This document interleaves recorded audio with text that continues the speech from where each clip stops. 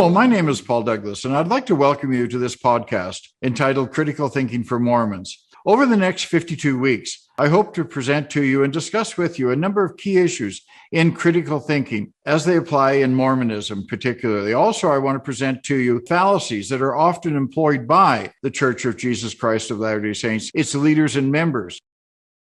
This program is based closely on my book, Critical Thinking for Mormons. It is meant to be an introduction to critical thinking and logic, and as well provide a comprehensive discussion of logical fallacies as they apply in the Mormon paradigm. Critical Thinking for Mormons is based on another book that I'd written mostly for business school students entitled Critical Thinking and Influential Leadership. What qualifies me to lecture on critical thinking in general and critical thinking for Mormons in particular?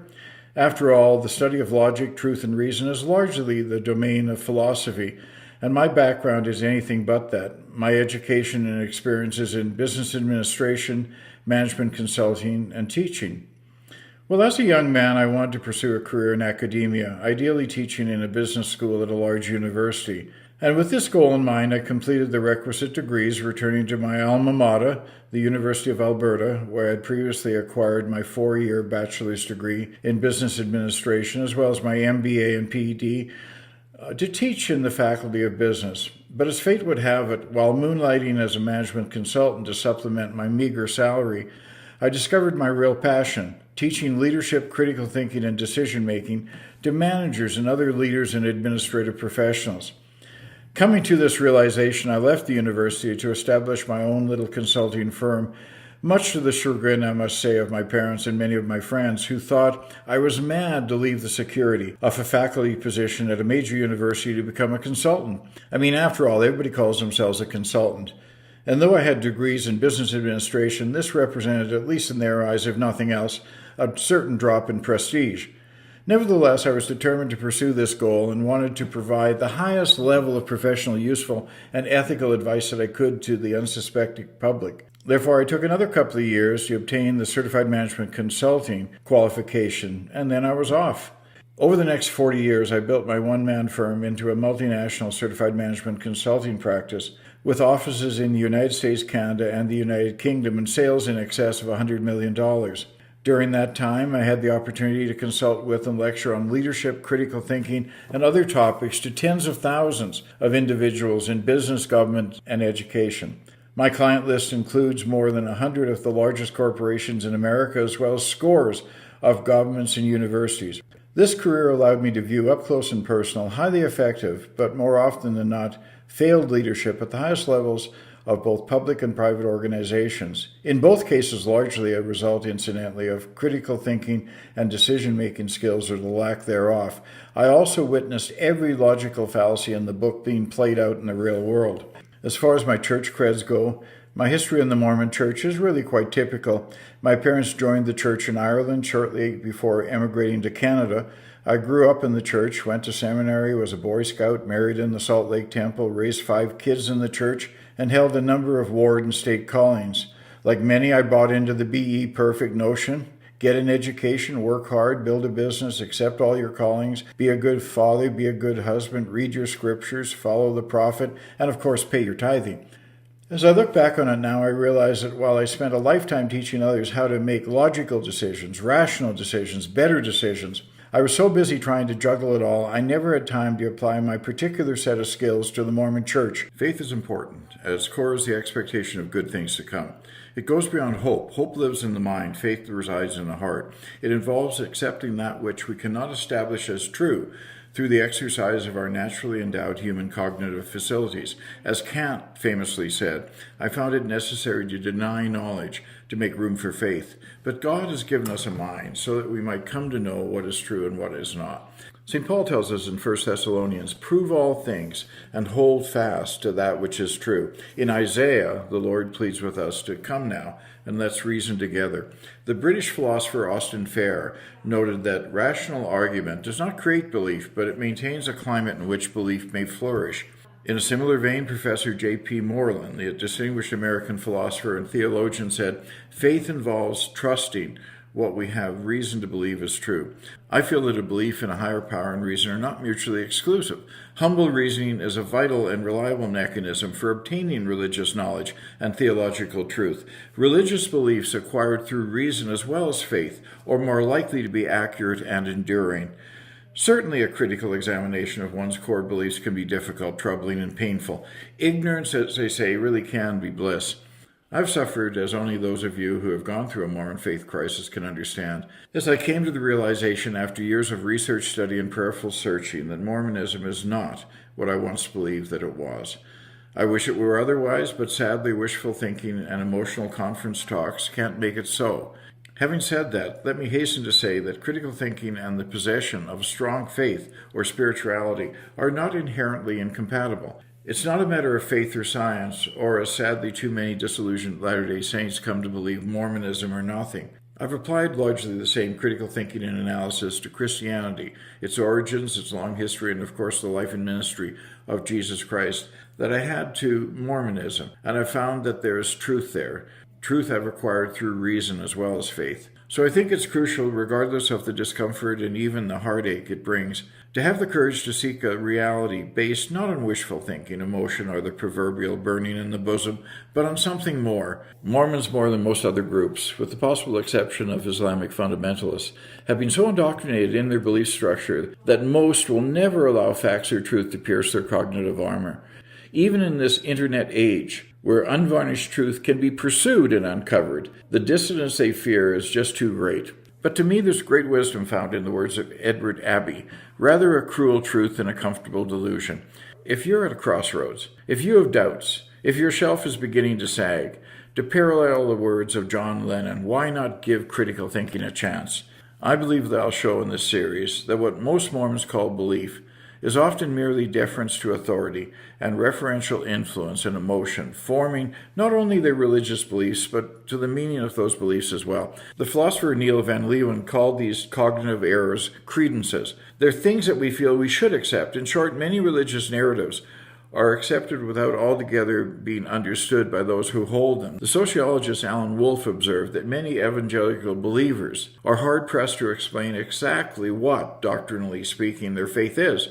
He goes on to note that there are many people who believe passionately in God, even if they cannot tell others much about the God in which they believe. There are more than a few Mormons who fall into this category. Some who hold strong religious credences will insist that the Ten Commandments should be the bedrock of our Constitution, but when questioned cannot name more than 3 or 4 of those commandments.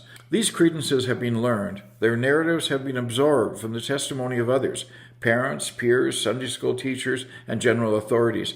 Accepting them requires a leap of faith, but hardly a theological leap of faith, rather a leap in the mundane sense of simply trusting other people testifying to their truth. This phenomenon is not unique to religion. Researchers have studied those with strong opinions about political issues and found that they often literally don't know what they're talking about. Often those who take a strident position on global climate change have never researched whether it's real or caused mainly by human activity or just an exaggeration.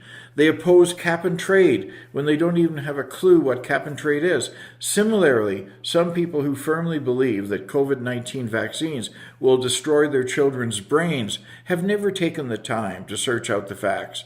The scientific practice of observation and experimentation, the development of falsifiable hypotheses, and the relentless questioning of established views have revealed the underlying structure of the world in which we live, including subatomic particles and the role that germs play in the spread of disease, as well as the neural basis of mental life. Is it better to get a cancer diagnosis from a radiologist than in a Ouija board? Is it better to learn about the age of the universe from Neil deGrasse Tyson rather than Russell Marion Nelson? Is it better to rely on an article published in the New England Journal of Medicine regarding the efficacy of vaccines than Donald Trump? These preferences are not ideological, they're rational. because the methods of science are demonstrably superior at getting to the truth about the real world. Yes, scientific practice can be permeated by groupthink as well as financial, political, and personal motivations. But science establishes conditions where rational argument can flourish and where ideas can be tested against the real world. Science has earned its epistemological stripes, and when the stakes are high as they are with climate change, vaccines, or politics, we should embrace it. The word critical means different things in different contexts. However, the word critical, as we use it in the context of critical thinking, does not merely involve looking at the essence of something or criticizing something per se. The two important things to remember is that critical thinking is about not accepting what we read or hear at face value. Thinking and knowing are two different things. A healthy dose of skepticism can be beneficial. Critical thinkers are willing to question what they've been told by the media or authority figures or other people in their lives whom they respect. Critical thinking is the ability to decide rationally what to do as well as what to believe. Critical thinking is analyzing and solving problems systematically, making decisions based on logic and reason rather than on impulse or emotion. There are numerous definitions of critical thinking, but there's a general agreement that it's the ability to question and test previously held assumptions. I think we can add to that the capacity to recognize ambiguity, to interpret, evaluate, reason, and make informed judgments. Perhaps the most complete yet concise formal operational definition is that offered by Michael Striven and Richard Paul. Critical thinking is the intellectually disciplined process of actively and skillfully conceptualizing, applying, analyzing, synthesizing, and/or evaluating information gathered from or generated by observation, experience, reflection, reasoning, or communication as a guide to belief and action. To me, though, the essence of critical thinking is simply not taking things at face value and not allowing yourself to be sidetracked by emotion. What we're trying to do in this series on critical thinking is to provide you with a new expanded set of skills that will enable you, after we're done, to understand the relationship that exists between ideas to determine their relevance and importance. Someone with critical thinking skills can detect inconsistencies, faulty reasoning, and logical fallacies. They have the ability to evaluate and appraise arguments effectively and can recognize the existence and influence of their own biases. Have you ever found yourself watching a television program, maybe something like Ancient Aliens, only to find halfway through that the producer has it wrong or has strong biases which he or she are seemingly unaware of, so you decide it would be best to switch to another channel? If so, then at the risk of sounding like Jeff Foxworthy, you might be a critical thinker. William James pointed out that many people believe that they're critically thinking when really all they're doing is moving around their prejudices. They base their views on emotion without evidence to support them. He suggested that we need to become much more aware of our own biases and work to overcome them and embrace more objective and open-minded critical thinking skills. Critical thinking doesn't come naturally. We shouldn't assume that people instinctively know how to think critically. Let me ask you a question. A bat and a ball cost $10. The bat costs $1 more than the ball. How much does the ball cost? Take a minute to consider your answer. If you're like most people, you probably said, well, the ball cost 10 cents. But if that were true, the bat would cost $1.10 because the problem stated that the bat cost $1 more than the ball. This would, however, mean that the total cost would be $1.20, not $1.10. The correct answer, of course, is 5 cents. The math here is not very difficult. So why do most people get it wrong? The reason is that in order to quickly solve the problem, the brain tries to replace a harder problem with an easier one. We choose to take the question at face value. This is a prime example of how our instinct to find a quick and easy answer can often lead us astray. Critical thinking skills are often described as higher order skills, that is, skills requiring ways of thinking that demonstrate higher levels of insight, sophistication, and complexity than the conventional thinking that we might use to, say, drive a car, brush our teeth, or cook a meal. Critical thinking calls for more than merely the ability to recall information or follow a routine. Critical thinking involves making inferences and drawing relative conclusions. For most people, most of the time, their thinking is in auto mode to help them navigate the complex, decision-packed world in which they function. Your mind has an incredible context and pattern recognition ability. If you read a letter filled with all kinds of typos and spelling errors, your mind will sort it out with very little difficulty. This suggests that to some extent, we switch off our brains and go into auto mode. It allows us to perform tasks reasonably well without thinking much about them. Read the following paragraph in 20 seconds or less, and as you do so, count the number of F's, the letter F, in the passage.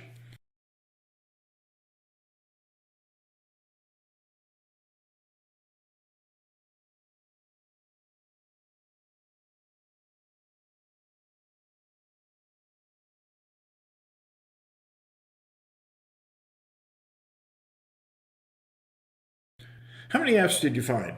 3? 4? Well, there's actually 6. If you didn't find them all, it's likely because you missed the 3 F's in the word off, which appears 3 times. This illustrates how our mind skips over details when it comes to operating in auto mode.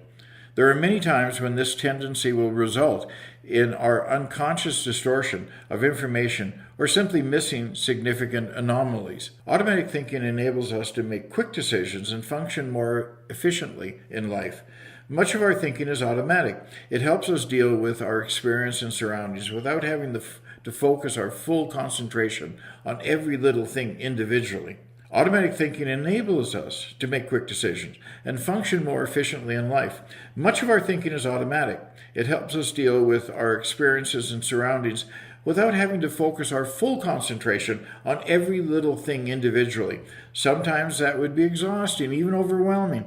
Automatic thinking allows our minds to simultaneously focus on other things, thinking about your daily schedule, mulling over the conversation you just had with your spouse, or trying to remember if you turned off the stove. By going into auto mode, we make many tasks simpler by freeing up attentional resources so that we don't become overwhelmed by the simplest of tasks.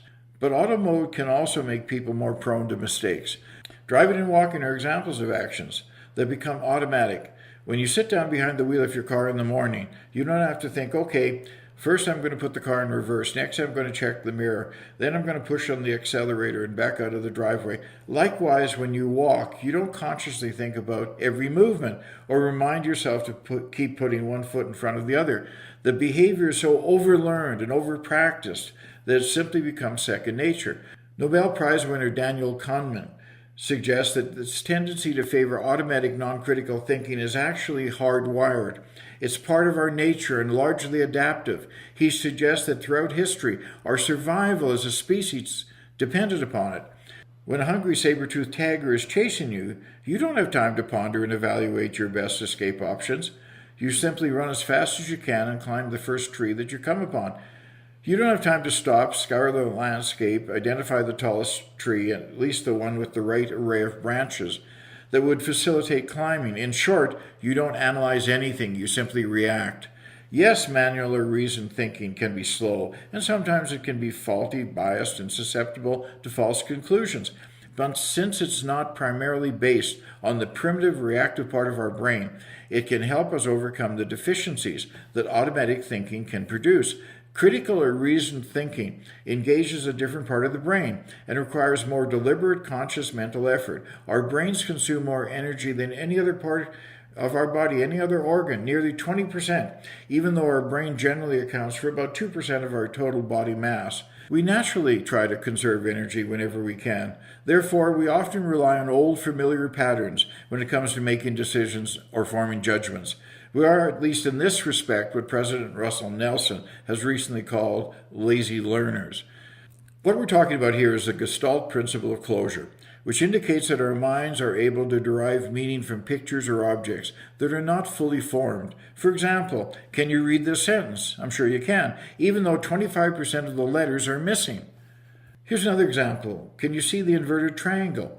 Even though it's really not there, just some black marks. However, Gestalt closure has some troubling aspects. In high-demand religions, it can be used to guide the investigator to a snapped psychological state by bringing closure to a carefully scripted, predetermined conclusion. That conclusion, conditioned through the presupposition, can cause the person investigating the high-demand religion or cult to snap. The newbie to Mormonism is told, if you'll read the Book of Mormon with an open heart and open mind, then I'm sure that you too will see, as we do, that an inspired book like this, revealed to an ignorant, uneducated farm boy, could only have come from God. So the investigator goes off and starts plowing through the Book of Mormon, only to be suddenly struck by the new reality that no ignorant, uneducated plowboy could write this inspirational book.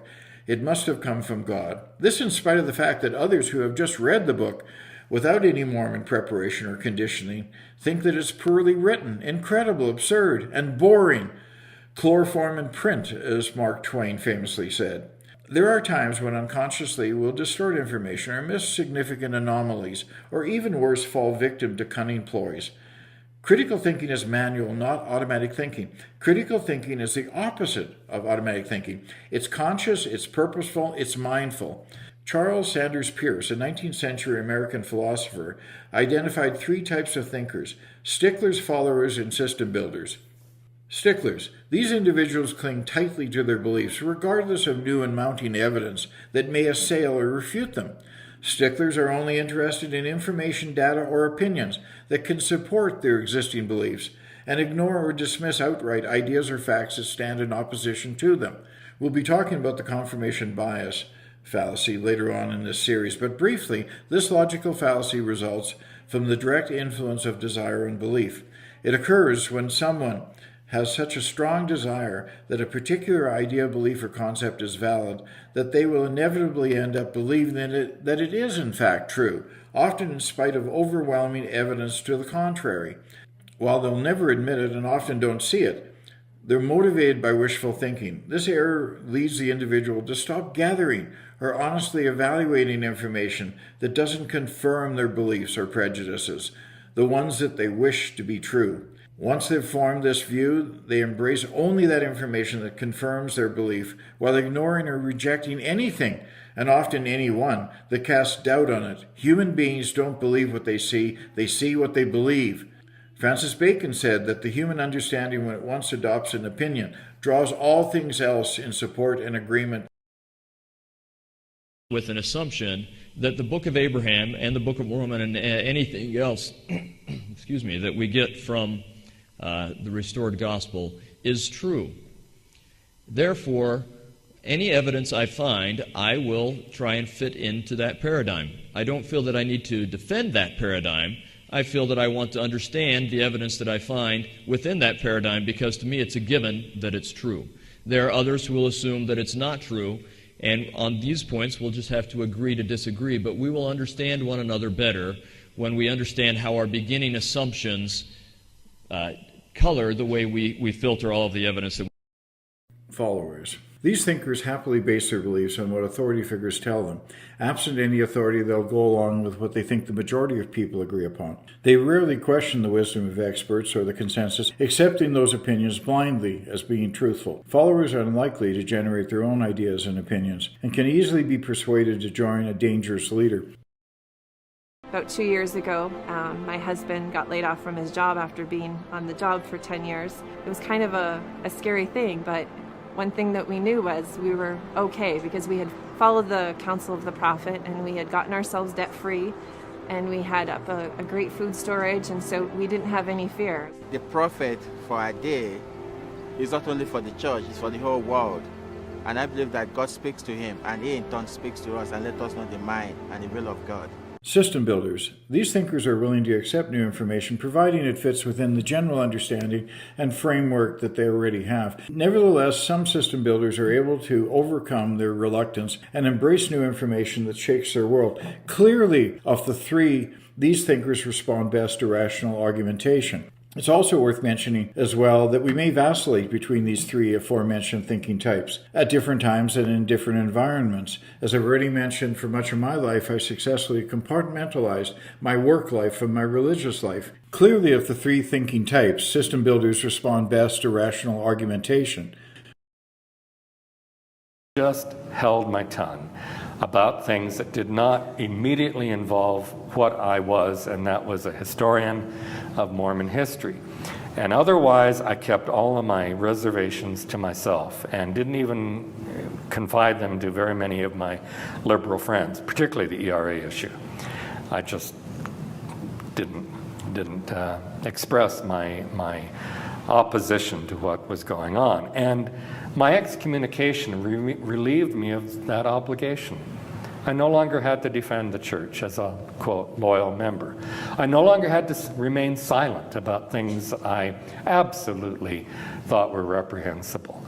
And that was enormous. And I no longer had to hide or be worried. What I'd been afraid of had happened. And I wasn't prepared for that sense of relief that I felt. Any desire to come back? No. No. Still the one true church, but don't want to join. Yeah, it's the one true church, but I'm an aardvark, or a duck-billed platypus of Mormonism. I've always been sort of a church of...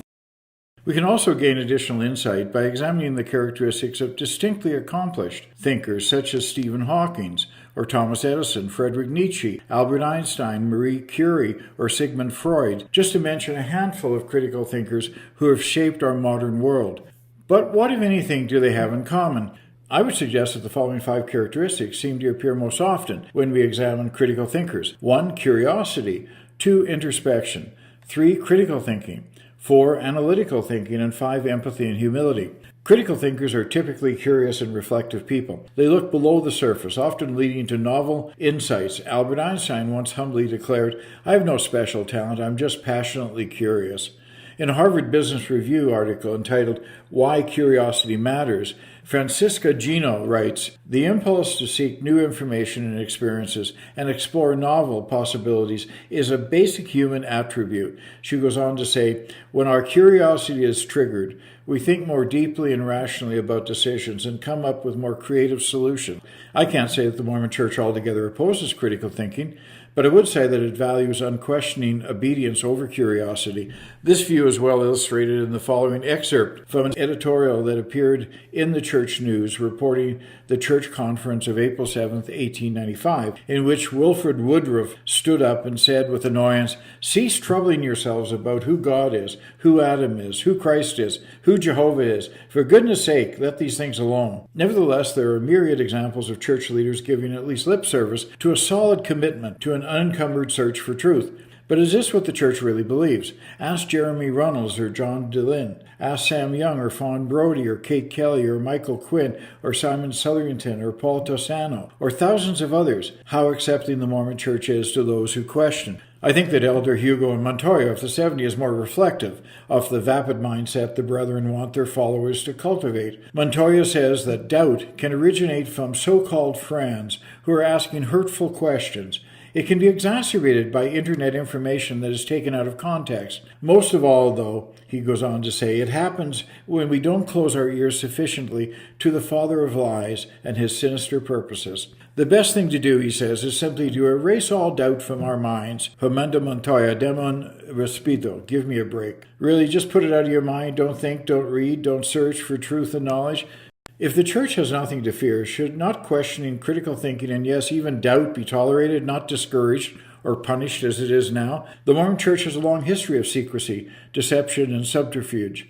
Its leaders have lied when expedient and continue to do so. The church continues to mold and modify its scriptures, hide its true history, and gaslight its followers. It's also no secret that at BYU and other LDS-owned post-secondary institutions, criticism of the church, its policies, and its leaders is strictly verboten. Even though those who teach at these schools may consider themselves to be free Americans, should they espouse, even privately, any opinion of which the brethren would disapprove, they run the risk of termination. In June 2017, Ruthie Robertson, a professor of political science, discovered this was the case when she placed a post on her personal Facebook page supporting the LGBTQ community.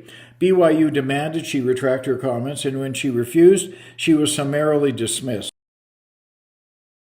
On Christmas Day 2005, the Associated Press, in an interview with then-President Gordon B. Hinckley, asked the president, "Some scholars say historical records point to discrepancies with the official church history. How do you reconcile the differences? And what is the church's position on historic scholarship?" President Hinckley replied, "Well, we have nothing to hide. Our history is an open book. They may find what they're looking for, but the fact is the history of the church is clear and open and leads to faith and strength and virtues." I suspect that one-time church historian Dr. Leonard Arrington might take issue with the president. Greg Prince, in his book Leonard Arrington and the Writing of Mormon History, quotes Arrington as saying, "It is unfortunate for the cause of Mormon history that the church historians' library, which is in possession of virtually all of the diaries of leading Mormons, has not seen fit to publish these diaries or to permit qualified historians to use them without restriction." It was Arrington's remarks that prompted Boyd K. Packard to voice his now infamous statement, "There's a temptation for the writer or teacher of church history to want to tell everything, whether it's worthy or faith-promoting or not. Some things that are true are not very useful. I mention these statements to emphasize that as critical thinkers, we shouldn't take things at face value. We need to be curious. We need to ask why. To the charge that the church is anti-intellectual, you are the greatest evidence to refute such an erroneous statement. Individually, you have been encouraged to learn and to seek knowledge from any dependable source. In the church, we embrace all truth, whether it comes from the scientific laboratory or from the revealed word of the Lord. We accept all truth as being part of the gospel. One truth does not. Did you catch this phrase, the one that negated everything that he said before? Thinking is also introspective and reflective. Introspection is the art of being aware if you're thinking. The quality of our thoughts reflects the quality of our actions. Thinking about our ideas not only affects our behavior, it also predicts our success. It's the ability to examine our innermost thoughts and feelings, providing insight into our emotional and mental state. The first dimension of emotional intelligence is self-awareness. Abraham Lincoln was once asked how long it took him to write the Gettysburg Address. He replied, "All my life." Lincoln was an introspective man. I don't doubt he could have been able to write the Gettysburg Address without looking inside himself first. Introspection is an essential feature of critical thinking. But as I've already indicated, it's a luxury that many Mormons simply don't have time for. We're all familiar with Socrates' famous statement, "The unexamined life is not worth living." Yep. I said it before and I'll say it again. Life moves pretty fast. You don't stop and look around once in a while, you could miss it.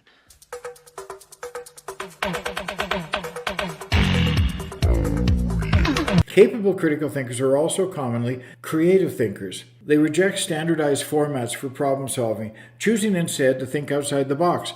Furthermore, they often demonstrate a wide range of interests. They're polymaths, like a radiologist who's also a broadcaster, writer, comic puppeteer, and philosopher. I think Joseph Smith was a creative thinker as well as a critical thinker, but the former more than the latter. There's ample evidence of his creativity. His mother raved about how he could keep the family spellbound as a boy, telling delicious stories of the history of the Indians, as he referred to them at that time. There was never a skeleton or an artifact that he came across that he failed to weave some tale around.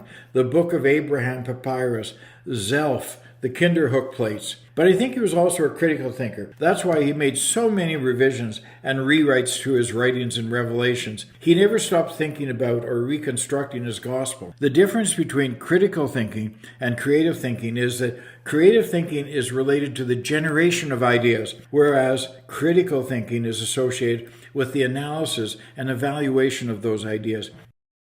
Creative thinking is generative, while critical thinking is analytical. Creative thinking is focused on possibilities, whereas critical thinking is focused on probabilities. But thinking outside the box can take courage. Challenging the status quo takes guts. I got a great deal of flack when I suggested in my letter to an apostle that Mormons are not altogether a virtuous people. Don't get me wrong, I believe that rank-and-file Mormons are good people. The average Latter-day Saint is an honest, kind, decent individual, trying his or her best to raise a family with strong moral values. They're good neighbors and they're good citizens. Some of the finest people I've ever met were Latter-day Saints, Eldon Tanner and Hugh B. Brown, who I knew when they served in our small Canadian branch back in the 1950s, were good men. But in the Greek, virtuous, anathema, means more than good. It means courageous. It connotes someone who has the audacity to stand up to authority, who demands truth and personal freedom, someone willing to question the status quo. And if you'll forgive me, few Mormons are that. Latter-day Saints are largely a tractable lot.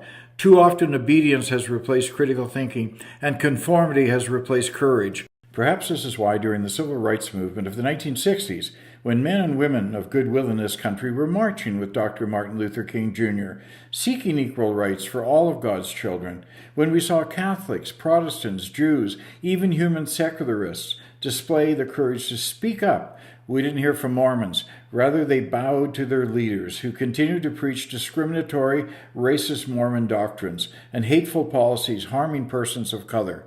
As late as the 1970s, the Mormon Church was banning black boys from becoming Boy Scout troop leaders. These leadership positions were reserved exclusively for white priesthood-holding Mormon boys. In fact, it took the NAACP to file a federal lawsuit against the church in 1974 to force the church to reverse this hurtful and discriminatory policy.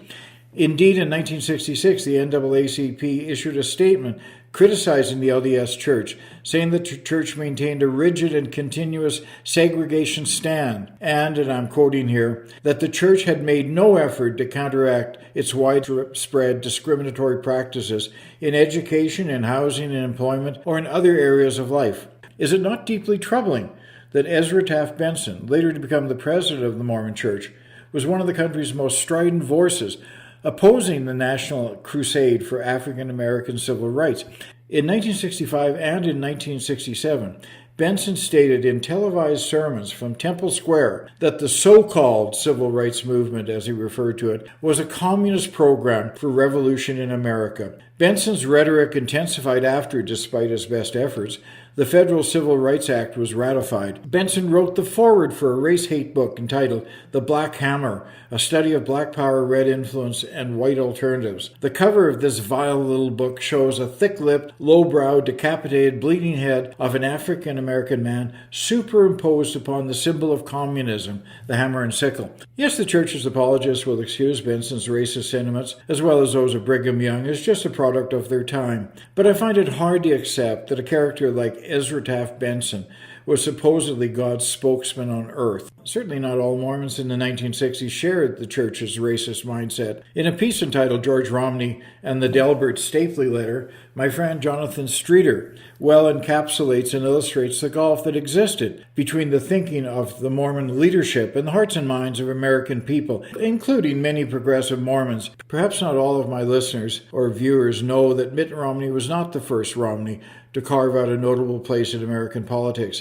In 1964, George Romney, Mitt's father, was the governor of Michigan, and like his son, a respected voice on the right. Although George Romney's upbringing in the church certainly inculcated the Mormon teachings of the inferior status in life of blacks as a result of their lack of valor in the pre-mortality stage, Romney had come to realize the humanity and potential of African Americans. Theodore H. White, in his book The Making of the President, quotes George Romney as saying, "It was only after I got to Detroit and got to know Negroes and begin to be able to evaluate them that I began to recognize that some Negroes are better and more capable than lots of whites." Despite the teachings of the Mormon Church, as governor, Romney made racial equality a top priority, not only campaigning on a civil rights platform, but upon his election, working to fulfill his campaign promises.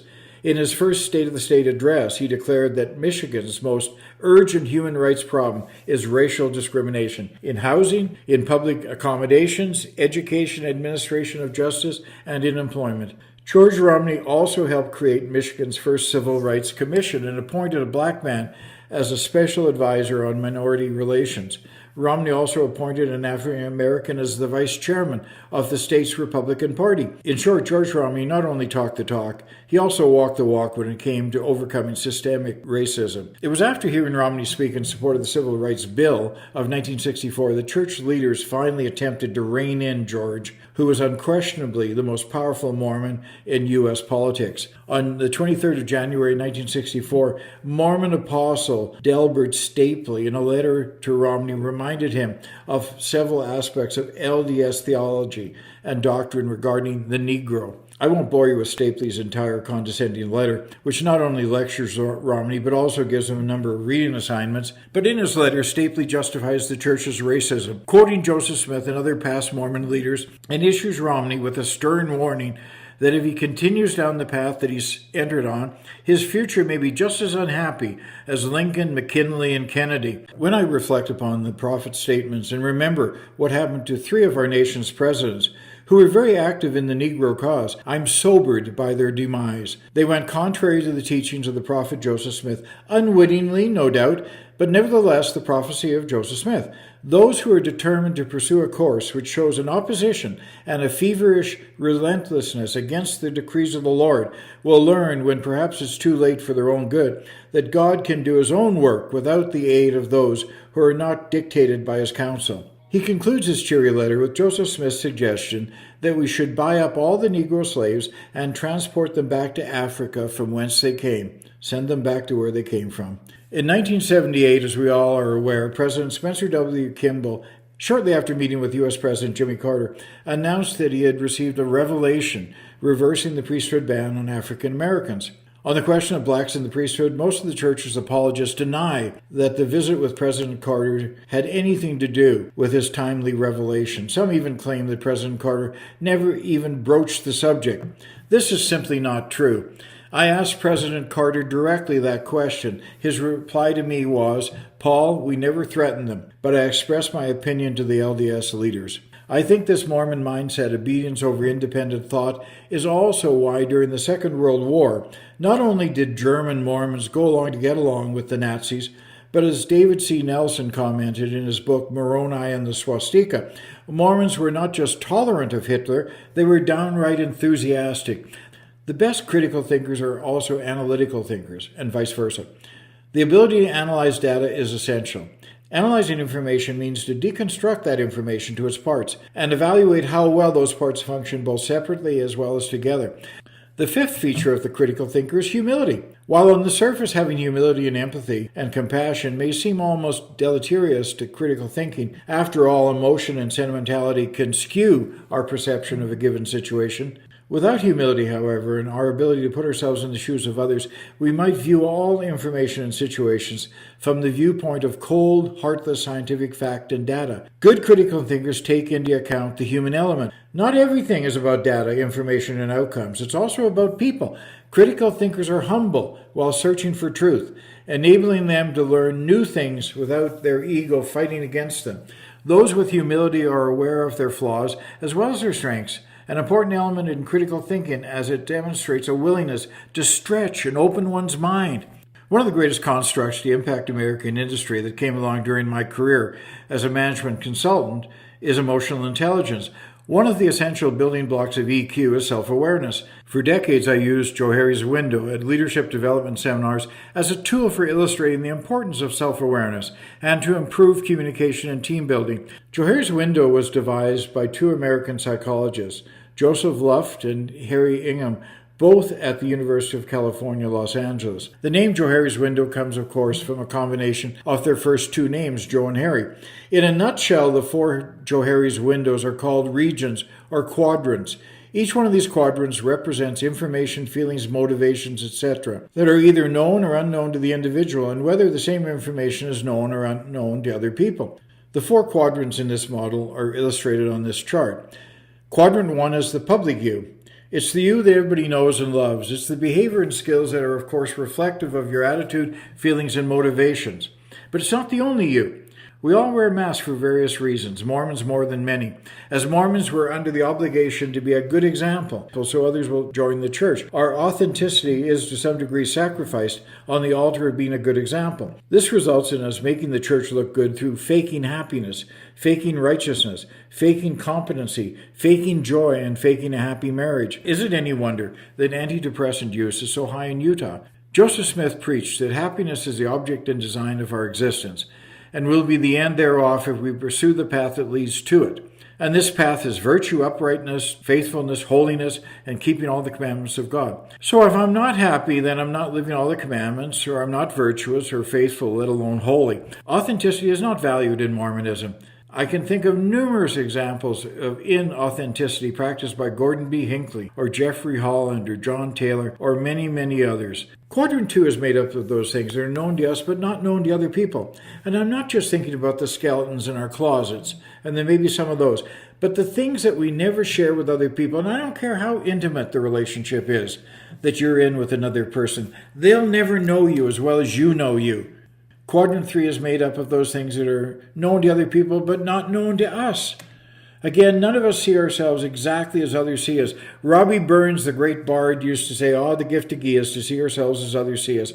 None of us do. Some of us are closer to reality than others. Some of us are right out there in left field. The higher up the hierarchy one rises in the Mormon Church, the less likely it is that one will be given feedback, constructive or otherwise, by those below. Elder Oaks even codified it. It's wrong to criticize leaders of the church, even when the criticism is true. Alfred Lord Tennyson expressed greater wisdom when he said, "He is all fault who has no fault at all." Quadrant 4 is made up of those things that are neither known to us nor are they known to other people, yet they exist, and they influence our behavior in profound ways. This is the subconscious and certainly beyond the scope of this discussion, as well as my training and capabilities. When we think propaganda, most of us think of Paul Joseph Goebbels, the Reich Minister of Propaganda in Nazi Germany between 1933 and 1945. But the real father of this dubious art was Edward Louis Bernays, an American pioneer in the field of public relations, and the nephew of Sigmund Freud. In fact, Goebbels relied on Bernays' book, Crystallizing Public Opinion, to formulate his vile campaign against the Jews. Bernays was the first to focus on manipulating public opinion through the use of the subconscious. He called this technique of opinion molding the engineering of consent, and it was employed in 1917 by President Woodrow Wilson in the Committee on Public Information to drum up support for the First World War. Indeed, in one form or another, it's been utilized to promote every foreign war the United States has engaged in since that time. Not only did Bernays help convince Americans to support World War I, but he also convinced women to smoke cigarettes, Americans to use disposable Dixie cups, and to drink fluoridated water. His philosophy is reflected in the following Orwellian statement. If we understand the mechanism and motives of the group mind, is it not possible to control and regiment the masses according to our will without their knowing about it? The recent practices in propaganda have proved that it is possible, at least to a certain degree and within certain limits. I've got a feeling that Bernays didn't truly believe that there were any limits. Bernays liked to think of himself as a kind of psychoanalyst to troubled corporations. Are there examples of Bernays' techniques being employed today by the brethren? In the words of the darling Elizabeth Barrett Browning, let me count the ways. When we self-disclose to others, the public self becomes larger and the private self becomes smaller. When we receive honest feedback from other people, it also enlarges the public self and reduces the size of our blind zone. There's a tendency, however, for underlings to be very reluctant to provide honest feedback to individuals in power. It's the shoot the messenger problem. Enlightened leaders encourage it, but sadly not all who hold the reins of power are enlightened. Who in the 12 has the courage to tell President Nelson to stop with the bogus miracle stories? Why is critical thinking important? Well, for one thing, self-defense. You come home late one night. It's dark. You're alone. And as you use your key to open the door, you find it's open. In fact, it's ajar. You think to yourself, that's strange. I'm sure I locked my door. But as you step into the foyer and notice that many things are askew, items are on the floor, pictures are down from the wall, it suddenly strikes you that you may have been burglarized. Just at that moment, however, you suddenly are grabbed from behind by a hulk of a man. If you're trained in self-defense techniques, would it increase or improve your chances of survival? Of course it would. Self-defense opens up a source of freedom for women and men in a world where not everyone is kind and honest and has your best interests at heart. The same is true when it comes to critical thinking.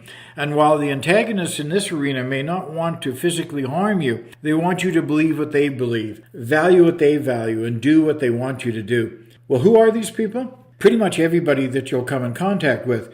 Parents have an interest in exerting influence over their children, even their grown children. Friends seek to influence you, as does your boss, co-workers and subordinates. But where I think the self-defense analogy fits best is in our interactions with large and powerful social institutions, such as political parties, the media, advertisers, and most importantly, large and powerful organized religious bodies, whose job it is to get you to think as they think and do as they do, who have an enormous amount of resources and expertise at their disposal to accomplish their task. The goal in politics is to acquire support, to gain and maintain power.